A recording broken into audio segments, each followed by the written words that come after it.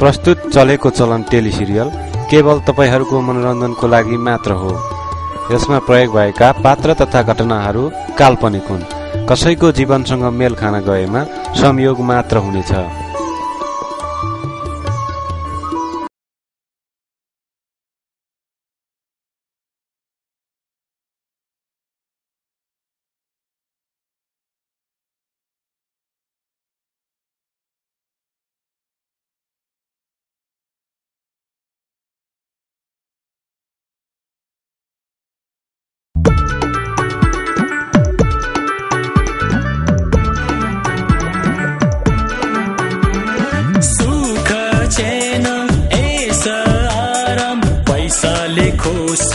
झगडाको बिउ पनि पैसाले रोप्छ।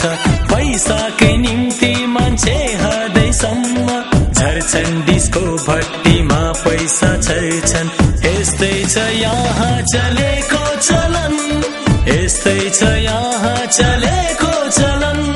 संस्कृति र परम्परा भए पुराना, विकृतिले झमै पार्यो बदलियो जमाना। उमेर ढल्या हजुरआमा ब्युटी पार्लर धाउने, कलेज जाने केटा केटी साइबरमा जाउने। यस्तै छ यहाँ चलेको चलन, यस्तै छ यहाँ चलेको चलन। घरकी स्वास्नी अर्कैसँग अफिसमा चक्कर, अघिको पुरपुरोलाई जहाँ पनि ठक्कर। नेता भने माथि माथि बोझ चल्ती जनतालाई, भ्रष्टाचारलाई हाय हाय, सुशासनलाई बाई बाई। यस्तै छ यहाँ चलेको चलन, यस्तै छ यहाँ चलेको चलन।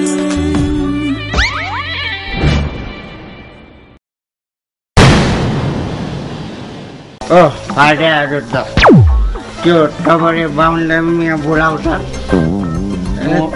व्यवस्था चेरे फाटेहरू त बिताउने भयो। तिम्रा भट्टाकुलाई टिल्ला बनाएर अहिले पटा कराउँछ। खोइ त जाऊ तिमीलाई जडिया जहाँ खराहरू बेजाति तिमीलाई गिच्छु नाइ जाउँछ, गिच्छु नाइ जाऊ। तिम्रो लाज लाग्दैन? रक्सी खाँदा बेसरी फुटी छु, कसो गर्यो बियर खाँदामा। होइन के हो तिमीहरूको यस्तो चाला? मेरो इज्जत त नाटै मिलाउनु पर्यो होइन? हो सर, हामी सबै ठुलो सानो मिलेर गर्ने भने सबै मिसन पुरा हुन्छ। यसरी सानोलाई सधैँ हेप्ने भने त्यो कहिल्यै सक्सेस हुँदैन। तिमीहरूको भावनाको कदर गर्छु म, तर मैले मात्रै गरेर हुँदैन भाइ। म जस्तै अरू हाकिमले पनि गर्नुपर्छ। हेर फाटे जुत्ता, यो जजमान गरेर ल्याएको पैसाले म यति धेरै पाल्न सक्दिनँ। अब एउटा काम खोजेर गर्छस् कि के गर्छस् त आफै जान। ल नगराउनु क्या, म जागिर खोज्छु। जहाँ पाए तँ गरेर राखेको त। म अरू कुरा जान्दिनँ, के गर्छस् तै गर, तर मलाई हप्तामा खन्ती 1000 रुपियाँ चाहिन्छ। होइन भनेदेखि तेरा सबै स्टारलाई डाँडा कटाइन्छु। एक जोर टाई सर्ट तर प्यान्ट चाहिँ तिम्रै। सामान्य मान्छेको बच्चा ल्यायो भने 100, नेपाली लाउरेको बच्चाहरू ल्यायो भने 200, इन्डियन लाउरेको बच्चा ल्यायो भने 500 र बुर्नाई हङकङको लाउरेको बच्चा ल्यायो भने 1000। अनि व्यापारीको बच्चा ल्याउँदा चाहिँ कति? त्यो मिलाएर गरौँला नि। व्यापारी नेपालमा थरी थरीका छन्, गुन्द्रुक बेच्नेदेखि शरीर बेच्नेसम्म। अनि तिम्रो हस्बेन्डलाई कता पठाएकी छौ? बेल्जियम जानुभएको छ नि, के विदेश पठाएकी छौ भनेको? मलाई एजेन्ट जस्तो देख्यौ? यसरी तिमीसँग बोल्न पाएको छु। बिहे गरेको भए यो सम्भव हुने थियो? बिहे नगरी बस्छु त त्यही बिहेले, त्यो त म्यानेज गर्नु पर्यो नि। मेरो पनि त त्यस्तै हुन्थ्यो नि। यस्तै छ यहाँ चलेको चलन।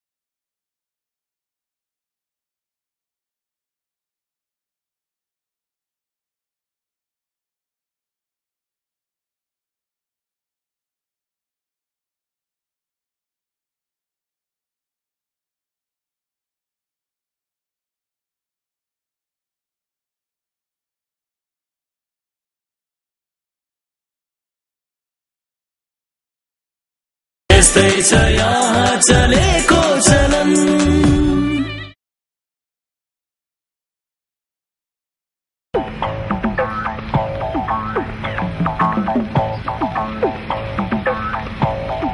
यसरी मसँग हिँड्दा तिम्रो श्रीमानले थाहा पाउनु भयो भने तिमीलाई अप्ठ्यारो पर्दैन? उहाँ बेल्जियम, म नेपाल, त्यही पनि कोठामा बसेकी छु, कसरी थाहा पाउनुहुन्छ र?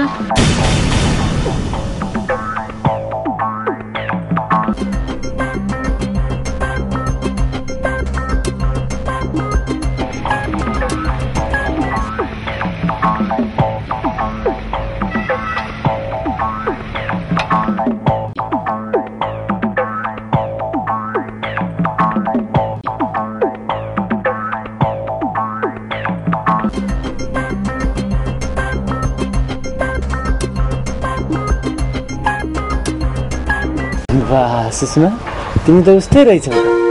अनि बिहेपछि पो तिम्रो रूपमा त चमक आएछ त। बुबु धेरै तारिफ गर्नु पर्दैन, अरू भन न के खान्छौ? ढिलै भए पनि बिहेको पार्टी मेरो तर्फबाट विशेष तिम्रो लागि। खानुभन्दा पनि तिमीसँग भेट भयो, धेरै खुसी छु। त्यो नै मेरो लागि पार्टी हो नि, होइन? बुबु धेरै नखरा नगर, के खान्छौ? त्यही बियर त होला नि। म एक्लै त खान्न, तिमी खान्छौ भने विचार गरौँला।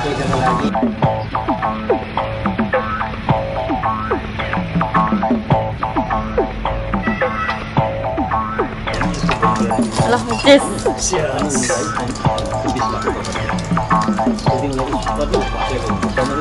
अनि तिमी बिहे नगर्ने रे? किन गर्नु बिहे? यो बेला त घुम्ने फिर्ने ऐस गर्ने बेला पो त। उमेर गएको छैन के अरे? अब तिमीहरू पो छोरी मान्छे उमेर ढल्केला भन्ने पिर हुन्छ, मलाई हतार छैन। तिमीसँग गरौँला भनेको तिमीले गरिहाल्यौ। के गर्छु त, त्यतिखेर हिम्मत गरेनौ, अहिले अर्केको भइहाले। ठिकै छ, बिहे अर्कैसँग गरे पनि माया मसँग गरे पुग्छ। तर माया पनि गरेनौ भने पो के गरेन भने पुरै भन न, तिमीलाई माया गर्दिन जस्तो लाग्छ? खै बिहे गरेपछि पहिलोचोटि भेट हुँदैछ, गर्छौ गर्दैनौ अब थाहा होला नि। थाहा हुनलाई के गर्नु पर्यो? साथी चिरेर देखाउँ? ल ल भयो, नरिसाउ न। मलाई थाहा छैन तिमीले मलाई कति माया गर्छौ भनेर। यस्तो कुरा नभन है रितेश, तिमीलाई त धेरै नजिकबाट हेरेकी छु मैले। भएको त मैले अघि नै भनिसकेँ, यस्तो कुरालाई सिरियसली नल्याउ न।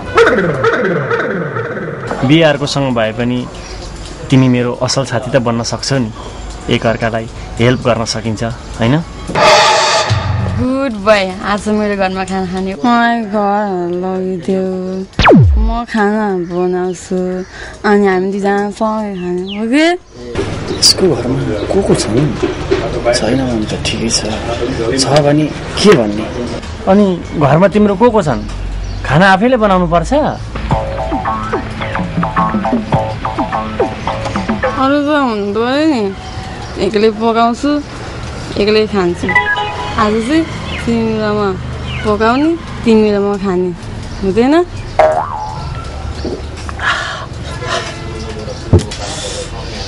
ल जाऊ, धेरै बेर पनि भयो। पैसा तिमीले तिर्ने होइन, मेरो ब्यागमा छ त्यो पैसा।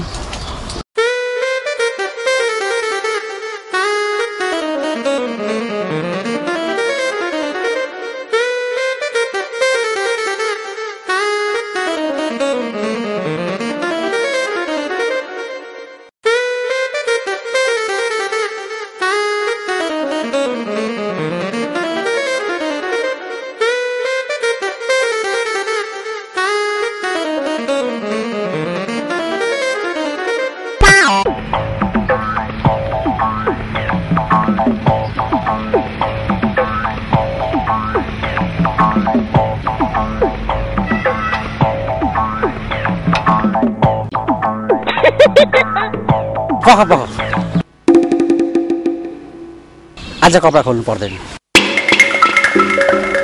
म तिमीहरूलाई आज ड्युटीको बारेमा केही भन्दैछु, मेरो कुरा ध्यान दिएर सुन। अरू खोइ त तिमीहरू मात्रै हो? सर, कोही घाइते छन्, डिस्चार्जै भएको छैन, कोही छुट्टीमा छन्, कसैले त जागिरै छोडिसके। जागिरै छोड्नु पर्ने त्यस्तो के परेछ र? तिमीलाई केही थाहा छ? खासै कारण त थाहा भएन सर।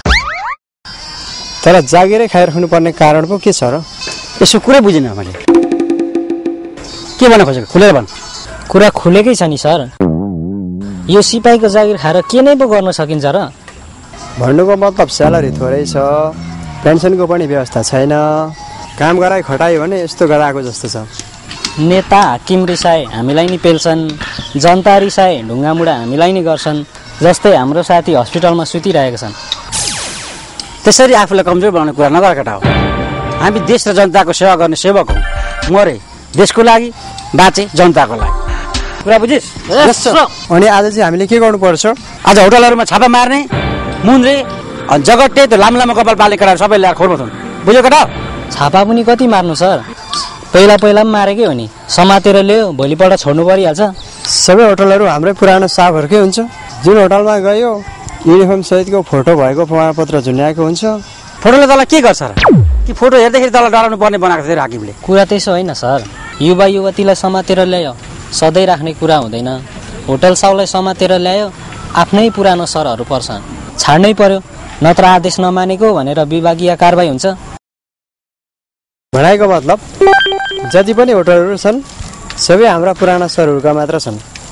के त्यसो भए हामी कामै नगर्नु त? त्यसो त होइन नि सर। छापा मारे यस्तो गर्ने, पत्रकारहरू बोलाएर सार्वजनिक गरे यस्तो गर्ने, फलाना सर्व भएर आएपछि यसो गरेछ भनेर जनताले पनि बुझ्छन्। त्यति भएपछि जनता पनि खुसी, हामी त्यत्तिकै खुसी, होटल साउ त झनै खुसी। ल ल भइगयो, सबैजना अब रेडी हुने यही ड्रेसमा। सब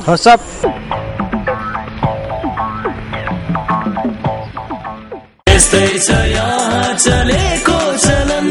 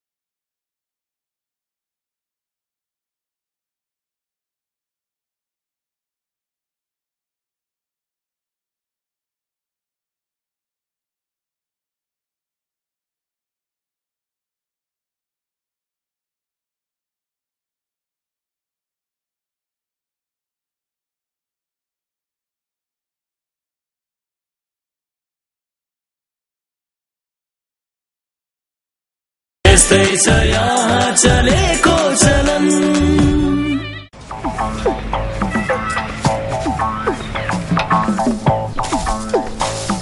पैसा र खुट्टा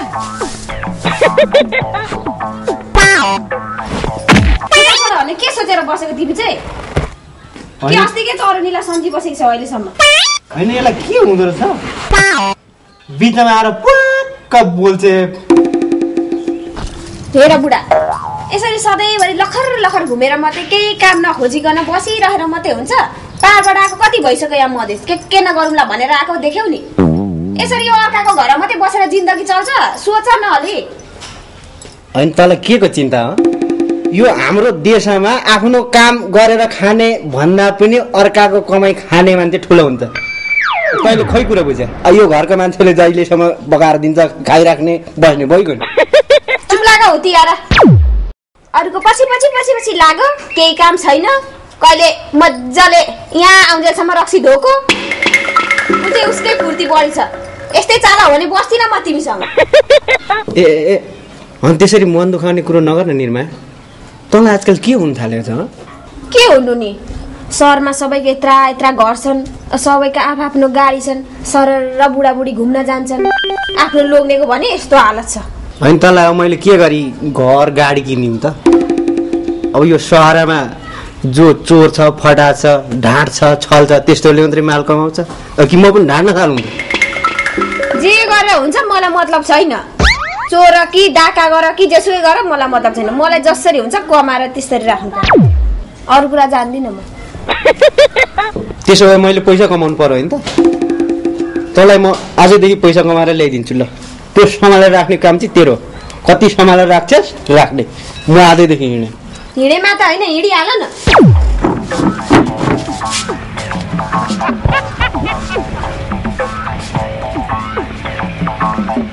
म जाउँ है के को जाउँ म चाहिँ धेरै नाटक नगर है गइहाल छिटो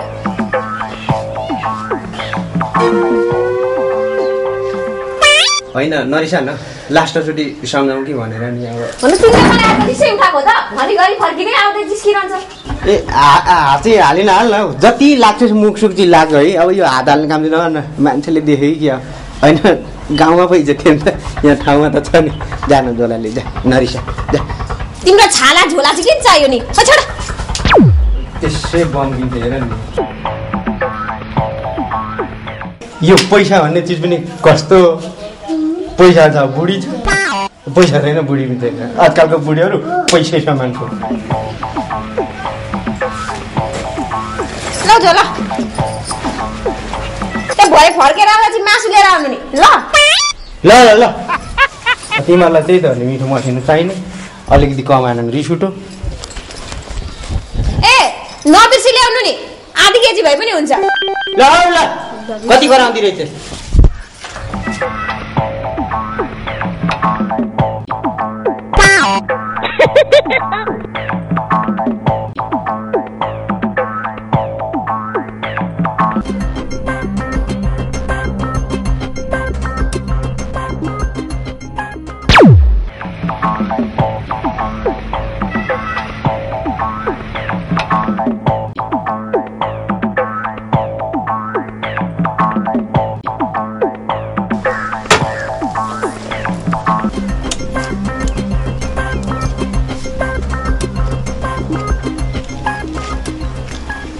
को हुनुहुन्छ घरमा होइन कोही हुनुहुन्न कि क्या हो घरमा को हुनुहुन्छ होला को हो श्रीराम श्रीराम श्रीराम नमस्कार नमस्कार किन होला म फास्ट इङ्ग्लिस स्कुलको प्रिन्सिपल प्रिन्सिपल आउनु त यतै बसेर गफ गरौँ हुन्छ नि त बसेरै गफ गरौँ न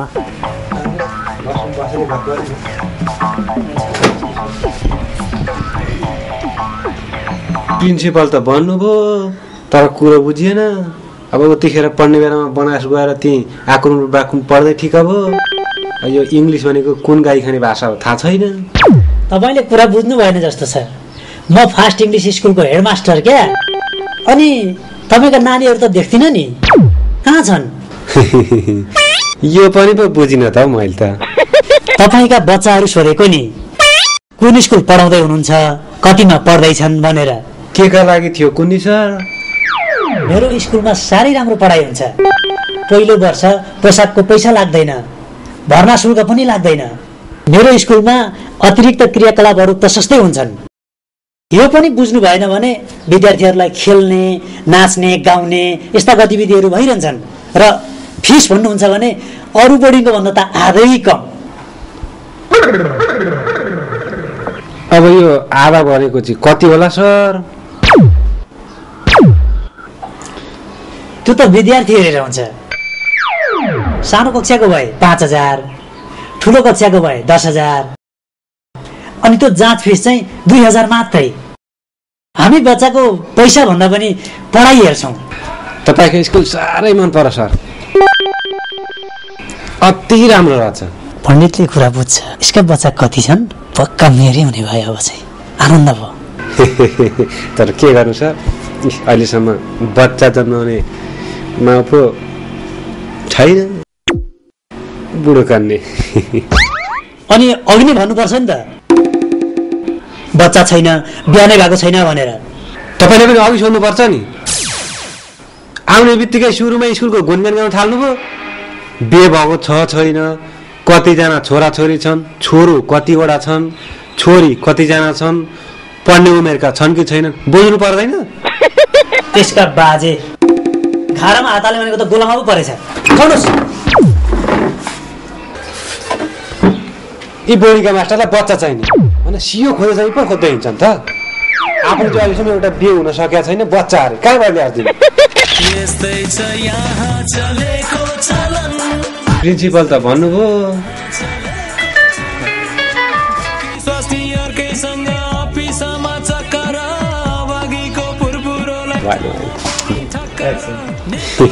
तर के गर्नु सर, त्यो बच्चा जन्माउने अरू त हुनु पर्यो नि। हाम्रो देशमा आफ्नो कमाई खाने भन्दा अर्काले गरेको